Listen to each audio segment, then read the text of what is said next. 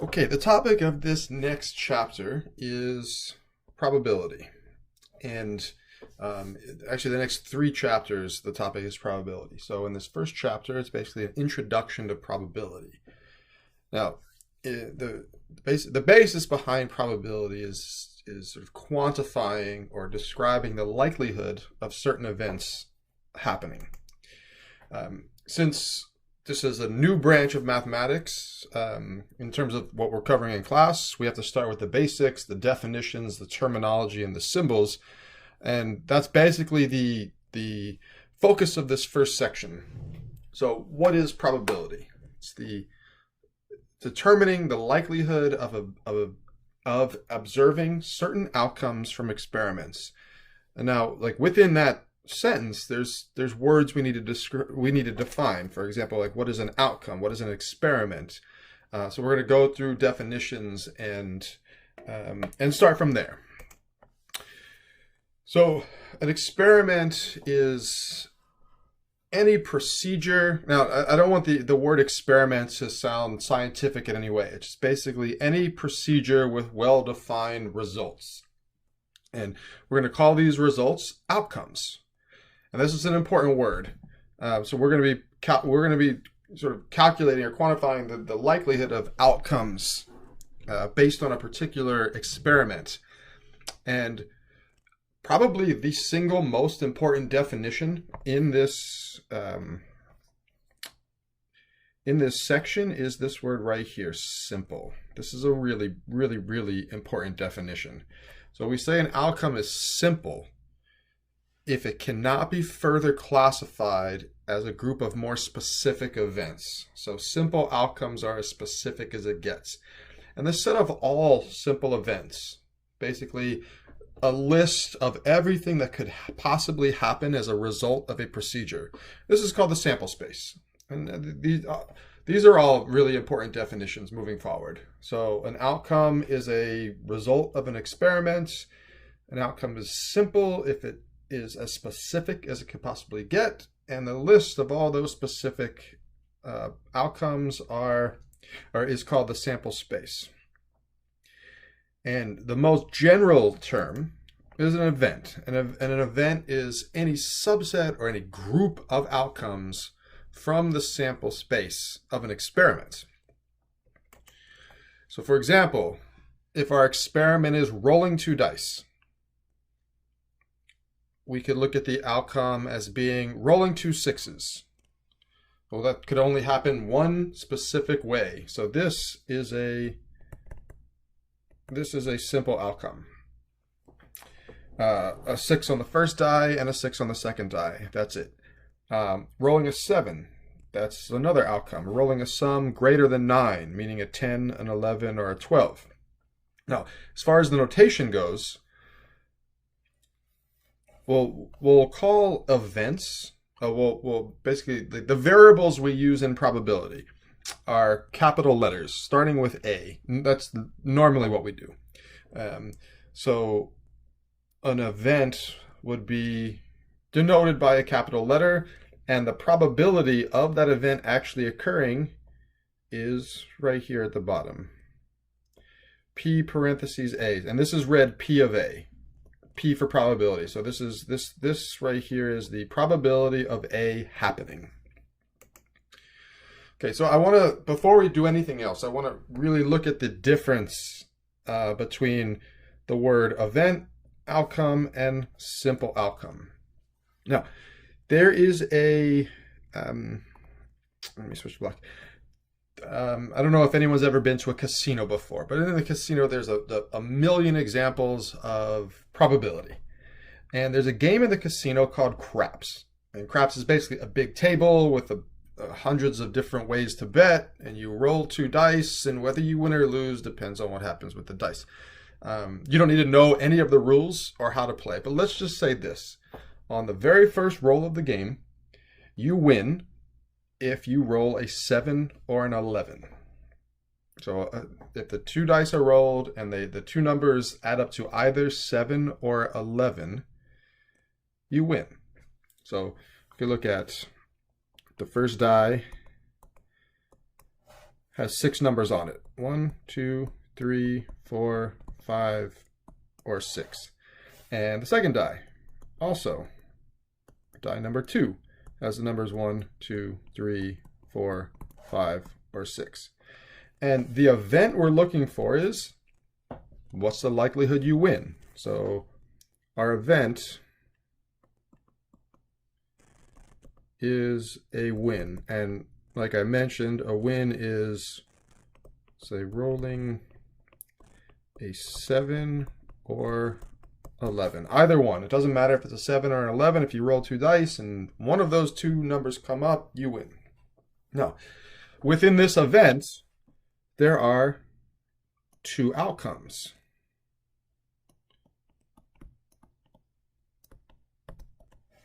So there's 2 ways to win. You could roll a 7, or you could roll an 11. So let's say outcome A is roll a 7, and outcome B is roll an 11. Now, these are not simple outcomes. Because if, let's say you roll a 7, well, how do you roll a 7? Well, that could happen a couple different ways. You could roll a 6 and a 1. That gives you 7. You could roll, let's use green, you could roll a 3 and a 4. That's a 7. So there's multiple ways to roll a 7, and the same thing with 11. So the simple outcomes, let's say simple outcomes, well, there's a bunch of them actually. So if you roll a 1 on the first die and a 6 on the second die, that equals 7. If you roll a 2 on the first die and a 5 on the second die, that also equals 7. Or a 3 on the first die and a 4 on the second die. Or you could roll a 4 on the first die and a 3 on the second die. Or you could roll a 5 on the first die, and you could roll a 2 on the second die.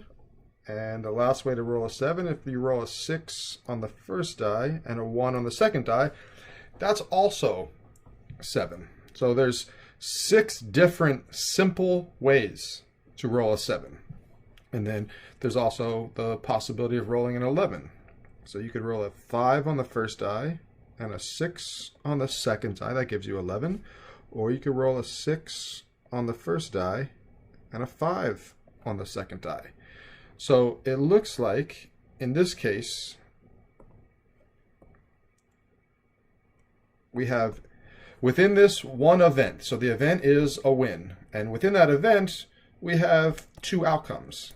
And within those 2 outcomes, which are not simple, because both of them could be done multiple ways, within those 2 outcomes, we have 8 simple outcomes. So it's really, really important that we distinguish the difference between these words, events, outcomes, and simple outcomes.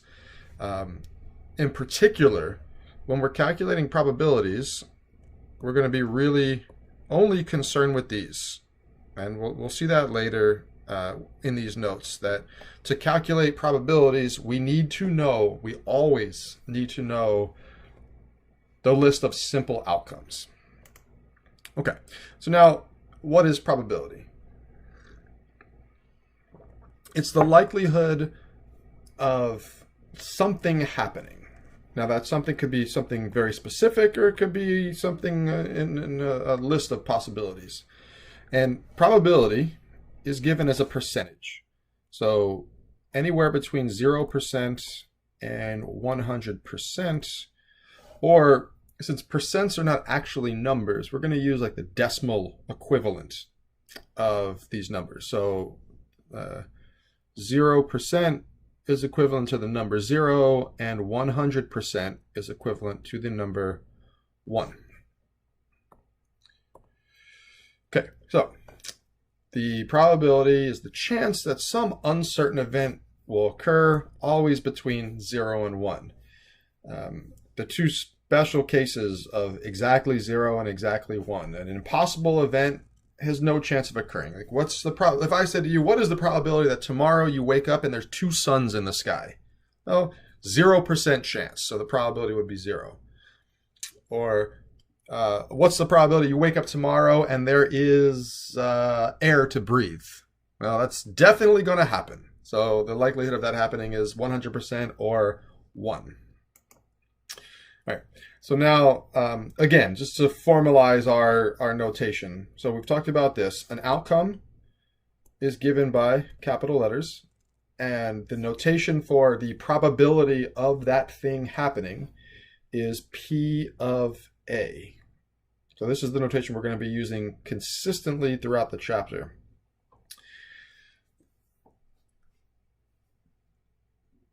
We could also talk about the probability of something not happening. So for example, if you are watching the news and you see the weather, or more likely you open a weather app on your phone, and it says tomorrow there is a 30% chance of rain. 30% chance of rain. Okay, so if there's a 30% chance of rain, so our outcome is rain tomorrow. And if there's a 30% chance of rain, then the probability of that outcome happening is 0.3 for 30%. Well, if you know the probability of rain or the chance of rain, so this word chance is synonymous with probability. If you know the chance of rain is 30%, well, what's the chance that it doesn't rain? Well, it's the other 70%. And so the probability of not A would be 0.7. So we're not actually going to use the word not. Instead of the word not, basically the symbol for the word not is right here. And that's the bar on top. So if A is your event, then A bar is called the complement of your event. And the complement means not A. And so so let me erase some of this. If P of A, that symbol P of A, represents the probability of event A happening, then P of A bar represents the probability of A not happening. And so if in this example, if the likelihood of rain is 30% or 0.3, then the likelihood of no rain is 70% or 0.7. So there's only 2 possibilities here. Either the thing happens or it doesn't. There's no third option. So your thing happening and your thing not happening accounts for every possibility. So if we add these 2 up, they have to add up to 1. And so this is important. We're going to use this later in a number of different problems. This is important. The probability of something happening plus the probability of that thing not happening always equals 1 or 100%.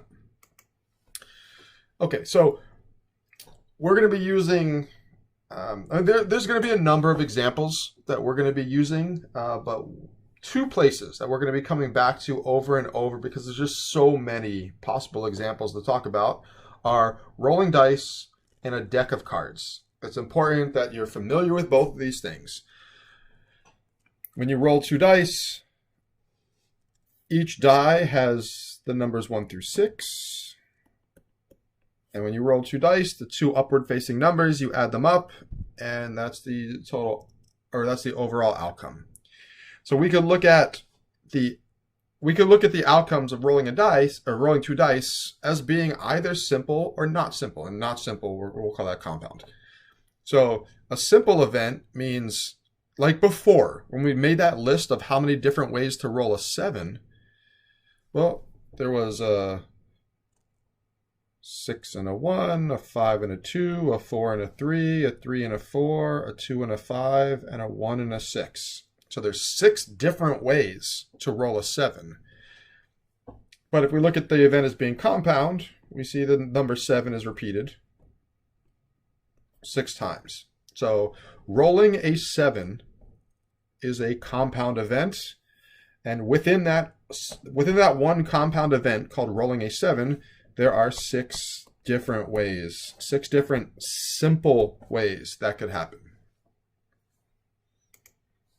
Okay, so now let's talk about how to actually calculate probability. Now, if you think back to the material we covered in descriptive statistics, some of those formulas were very complicated, especially if we were doing them by hand or with a handheld calculator. Probability is the opposite. Probability is as simple as it could possibly get. The formulas we're going to be using to calculate probability is just a single fraction, some number divided by some other number, and that's it. Now, we could talk about probability in 3 different ways. The one we're going to be focusing on most is the classical or the theoretical probability. This is what you expect to happen before doing the experiment. And we calculate this based on the number of possible outcomes and how many each one is repeated. Or we could talk about the relative or the experimental probability. That's based on what actually does happen. So if you repeat a process over and over, you could use those results to calculate the relative or the experimental probability. For example, and this is much, much easier to do if we were in person face to face, but let's just simulate it. Let's say I hold up some number of fingers behind my back. I put one hand behind my back and I choose some number of fingers. Let's say I hold up 2 fingers. And I ask you to guess, how many fingers am I holding up? Well, using the classical approach, you would say, well, there are 5 possibilities. I could be holding up 1 finger, 2 fingers, 3, 4, or 5. Each one of those options being equally likely. One of them is correct out of 5. So our classical or theoretical probability would be, or the likelihood of guessing correct would be 1 out of 5. Or 1 over 5, or 1 divided by 5, that's 20%, or 0.2. So you would expect to have a 1 in 5 chance of guessing correctly. But that's not necessarily what's going to happen. And this is really important. With probability, we're not determining what will happen. We're determining what is likely to happen. So let's say I put some fingers behind my back and I ask you to guess. Let's say I have 2 fingers behind my back and you guess 4. So let's say right and wrong. So on your first guess, you guess wrong. And let's say on your second guess, I hold up maybe 1 finger and you guess 1. Well, definitely could happen. Well, you guess right. And then on the third, let's say I do this 5 times. Let's say the third time I hold up some fingers behind my back. You guess 5. I was holding up 2, so you were wrong. I do it again. You guess 4. I was holding up 4 fingers, so you were correct. And the 5th time around, you guess 3. I'm holding up 1, so you are wrong. All right. So these are actual results. I mean, we didn't really do this, but let's just pretend that you were in front of me and we are actually doing this, and these are the results. So based on, this is an experiment, and this experiment, the experiment is me holding fingers behind my back and you guessing. And this experiment was repeated 5 times. And the experimental or the relative probability is 2 out of 5, which is 40%, or 0.4. And so most of the time, the theoretical probability, what you think will happen and what actually does happen, most of the time those are different. But and we'll talk about this a little bit later, but if you repeat it, instead of me asking 5 times, say guess how many fingers I'm holding up behind my back, if I asked 5,000 times, well, we would probably see these two numbers being a lot closer than they are here, 20% and 40%. Excuse me. The last type of probability is what's called subjective probability. And we're not going to talk much about subjective probability because these are things that you cannot measure. You could only estimate. Let's say you're sitting in a classroom and you crumble up a piece of paper into a ball. You're sitting about 10 feet away from a trash can and you want to throw that balled up paper into the trash can. Well, what is the probability that you get it in? There's no way to calculate that exactly. I mean, we could estimate it, but there's, that would be a subjective probability. That's something that we could only guess. All right, so we're going to be focusing, I'm going to say like 90% of the chapter will be dealing with classical probability, about 10% of the chapter will be dealing with relative probability, and 0% of the chapter will be dealing with subjective probability because there's nothing to calculate there. Okay, so now the formula. The formula for classical or theoretical probability, what you think will happen before you do something, the formula is right here. The number of simple ways your event can happen divided by the total number of simple outcomes.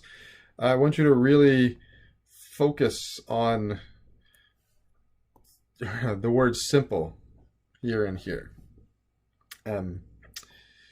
It's important. No, so let me do that. All right, so the number, let's go back 2 of those, and yeah, let me highlight this. This is really important. I can't stress the importance of this statement enough. To calculate probability is to count. You have to always count. And you have to count 2 things. How many ways can your event happen? And how many ways can your experiment play out? And when I say how many ways, I mean how many specific ways or how many simple ways. With the relative probability, we're looking at how many times did your event actually happen versus how many times did you repeat the experiment. Like in a couple slides back when I was talking about guessing how many fingers I was holding up, well, the number of, let's go back here, the number of ways you could guess right, there's only one way. You guess the exact number of fingers I'm holding up and the total number of simple outcomes. Well, there's 5 different possibilities in terms of number of fingers I'm holding up behind my back. So the probability that you guess right would be 1 out of 5. One way you could guess right, 5 possible guesses. Now, the relative, the experimental probability is the number of times that you actually did win, which was 2, divided by the total number of trials, or the total number of times you repeated the experiment, which was 5. So we had a theoretical probability of 20% and a relative and experimental probability of 40%. And there is no formula for subjective probability because this is an estimate or a guess. All right, so let's go back to the example of rolling 2 dice. If you roll 2 fair dice, what is the probability of rolling a 7? Well, if our outcome that we're looking for is rolling a 7, then the probability of that outcome happening is the number of ways to roll a 7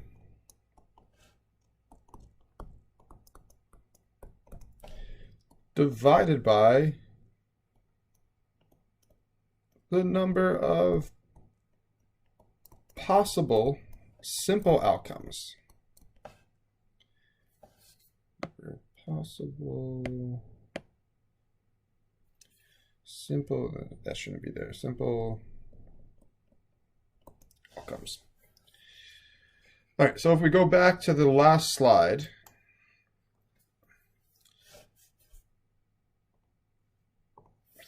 these are all our simple outcomes. Everything in this chart. These are all simple outcomes. So you have 6 options for the first die. You have 6 options for the second die, which means you have a total of 36. 6 times 6. So there's 30. You have 6 options for die number 1, 6 options for die number 2. You have 36 possible simple outcomes.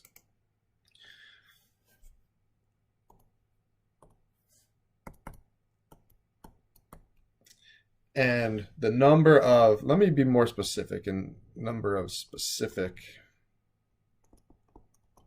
or simple ways to roll a 7. Well, we made that list earlier. A 1 and a 6, a 2 and a 5, a 3 and a 4, a 4 and a 3, a 5 and a 2, or a 6. Oop, what just happened? Or a 6 and a 1. So there are 6 ways of rolling a 7. And we could reduce this to, say, a probability of 1 over 6. So you could pop that into the calculator and convert that to a decimal.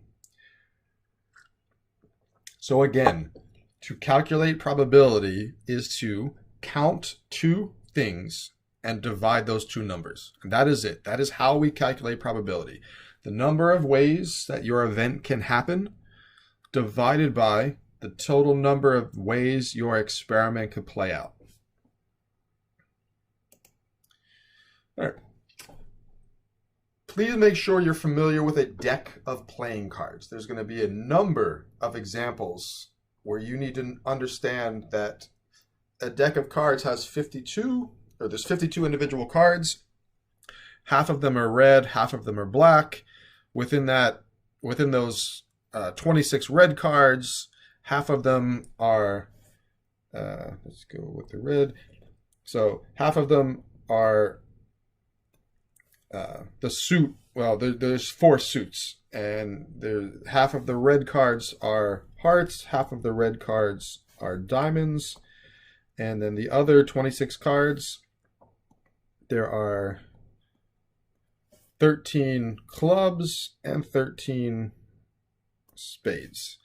You don't have to know any card games, any rules, but this is actually part of the material in the textbook. This is in the chapter. The deck of cards is explained. You have to know the structure of a deck of cards, and within that deck of cards, within each suit, there are 10 numerical cards, 1 through 10. The 1 is called an ace. And the other 3 are face cards, the jack, the queen, and the king. Basically, any card that has a picture of someone with a face is called a face card. So within each suit of 13, there are 10 numerical cards and 3 face cards. Right. So please make sure you're familiar with the deck of cards. So let's say, for example, if you pick a single card at random from a standard deck of 52 cards, what's the probability that the card is a red face card? So let's say the probability, let's say our outcome is a red face card, and the probability, if you pick one card at random, what is the probability that it's a red face card? Well, according to our definition of probability, it's a fraction. How many red face cards are there in the deck?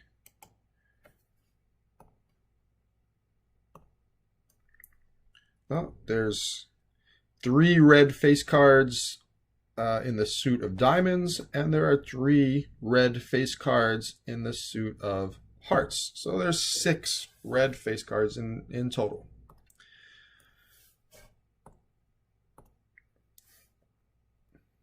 Ooh, that doesn't look right.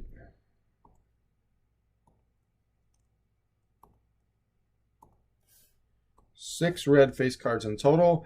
And there are 52 possible outcomes. If you're picking one card out of a deck, there's 52 of them to choose from. So 6 out of 52. Now we can reduce that fraction if we want to give it as a fraction. Let's say 3 over 26, or we could divide those two numbers in a calculator and convert that to a decimal. All right, so next example is an example of empirical or relative probability. So empirical is another word for relative. This is based on things that have already happened. So let's say in a particular college, we have 84 male students taking statistics, and we have 76 female students taking statistics, and then there's another 145 students taking let's say these are just math students, maybe.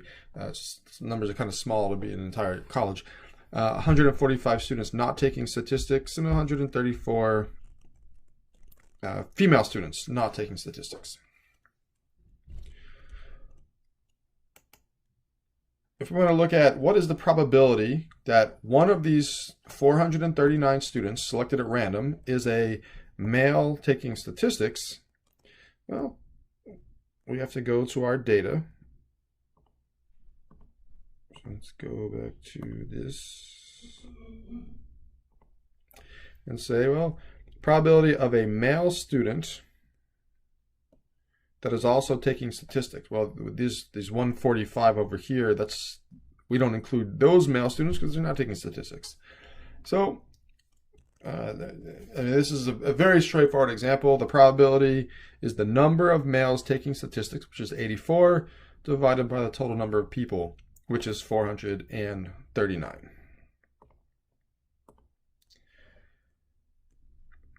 The relative experimental empirical probabilities, like these problems are really straightforward because there's nothing to count. You have to be given the numbers, you have to be given the data. All right, so now I want to talk about this law of large numbers. Now, what the law of large numbers is saying is that if you repeat a process, or if you repeat an experiment many, many times, what actually happens gets very, very close to what you expect to happen. Or the relative frequency, what actually does happen, gets closer and closer to what you expect. This is why, like, for example, if you go into a casino and you win $5,000 and you leave, they don't care. They're not concerned with one person or one bet or one day. They know some people win big, some people lose big, but they're thinking more in terms of what happens in the entire year after hundreds of thousands of bets are made. They're not concerned with any one day, because if you repeat the process, if you repeat the game, if you repeat the bet over and over and over and over, everything will even out. And what does happen, some people will win, some people will lose, but what does happen gets very, very close to what you would expect to happen.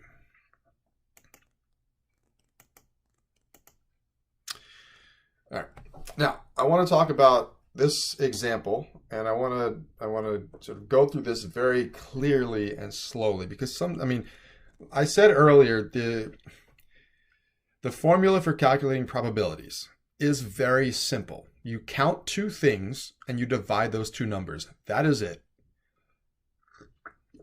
But sometimes it's not as straightforward as it seems. So let's look at this example. If a couple has 3 children, what is the probability that there's exactly 2 boys and 1 girl? So think about this. You have 3 kids, no twins, one, then the second, then the third. Let's assume there are only 2 possible genders, boy and girl. Let's assume they're both equally likely, so the likelihood of having a boy is 50%, and the likelihood of having a girl is 50%. What is the probability that a couple has 3 children? Well, like before, we have to count how many ways it could happen and then divide using the formula for probabilities. All right, so there's 4 possible combinations of genders. You could have all boys, you could have all girls. You could have 2 boys and a girl, you could have 2 girls and a boy. So intuitively, you would think, okay, there's one way to have 2 boys and a girl out of 4 possible outcomes. So the probability of, say, 2 of the children are boys and 1 is a girl. So that is our outcome that we're looking for. So the probability of that happening, you might think, is 1 out of 4. Now, it turns out, no, that is not true. It is definitely not 1 out of 4, because we have to go back to thinking about the definition of outcome versus simple outcome. Think back to the example with the dice, rolling a 7. Well, rolling a 7 could happen multiple different ways. Just like having 2 boys and 1 girl could happen multiple different ways. Now think about this. If you have 2 boys and a girl, well, the girl could be the firstborn, could be the oldest, or the girl could be the middle child, or the girl could be the youngest. There's those 3 completely different scenarios. And if any of you have kids, you would know that there's a significant difference between the oldest and the youngest. But I'm not going to get into that. So we have to be more specific. When probability, like I said, I can't say this enough times. Probability comes down to counting. And anytime you're counting, you have to always be counting simple events, simple outcomes. So let's look at this. How many different ways could you have 3 girls? Well, that could only happen one way. First child is a girl, second child is a girl, third child is a girl. But how many ways could you have 2 girls and 1 boy? Well, or 2 boys and 1 girl. So, like I said earlier, the girl could be born first, or the girl could be born second, or the girl could be born third. So there's actually 3 simple ways, or 3 specific ways that could happen. So our sample space is the list of all possible specific simple outcomes. If you have 3 kids, there's 3 different ways this could happen. Now, one way you might want to look at this is like with a flow chart or a T-chart. So like child number 1 could be a girl, child number 1 could be a boy. Or if the first child is a girl, following that, the second child could be a boy, could be a girl. Or if the first child is a boy, the second child could be a boy or a girl. And if you have a girl first and then a boy second, they could be followed by a boy, or they could be followed by a girl. So in each case, that's getting really small down here, but if you understand where I'm going with this, there are 8 possible simple outcomes. So in the experiment of having 3 children, where the outcome you're looking for is exactly 2 boys, there are 3 ways that could happen out of 8 total possible simple outcomes. And so down here, you'll see the probability of having 3 boys, or having 2 boys out of 3 kids is not 1 in 4. It's actually 3 out of 8, or 0.375. So it's really, really important that even though the process of calculating probability is simple, count 2 things and divide those 2 numbers. You have to make sure you're counting the right things. And whatever you're counting, they have to be simple, specific outcomes. All right, and that about does it. And there's a little bit in this chapter, or a little bit in this section about odds. Now, odds is just another way of saying probability. So we have odds against, odds for, and payoff odds. So the odds against and odds for, you have to know, you have to do probability first. So in that very first example where I said the probability of rain tomorrow, P of A is 30%. And the probability of no rain tomorrow, probability of no rain tomorrow was 70%. Then the odds against rain would be 0.7 to 0.3. So we need to know the probabilities first, and we could express, it's just basically saying the same thing in a different way. With probability, you keep the outcome and the not the outcome separate. With odds, you sort of combine the two. The odds for your event happening would be the probability of A to the probability of not A. And payoff odds. So this is a little bit different. This is specific to gambling. It's basically how much you make if you win to the amount you bet. So one game I'm going to be talking about later, and you absolutely do not need to know anything about this game, but one game we're going to be talking about later is called roulette. It's a game of the casino where someone spins a wheel with 38 slots, 38 numbered slots, and then drops a marble, and the marble is going to land on one of those numbers. If you pick the number that the marble lands on, you win, and there's only one marble, so there's one winning number out of 38 possible options. In the game of roulette, if you pick the right number, you win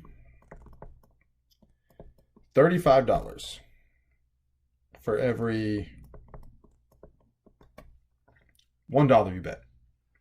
So the payoff odds, for example, in the game of roulette would be 35 to 1. You win 35 if you bet $1. So we're not really going to talk much about payoff odds until the next chapter, in chapter 5, when we start talking about discrete probability distributions and expected value, things like that. So those are terms that we'll define explicitly later. Okay, so that about does it for this first section of an introduction to probability. It's really important that you're clear on the definitions, the terminology, and the notation, because we're going to be using this stuff obviously in every section here on out, as long as we're talking about probability. Okay, so the next video will be addressing one specific rule of probability called the addition rule. This is where we look at the likelihood of some number of possible outcomes. But that'll be discussed in the next video. Okay, so that's it for now.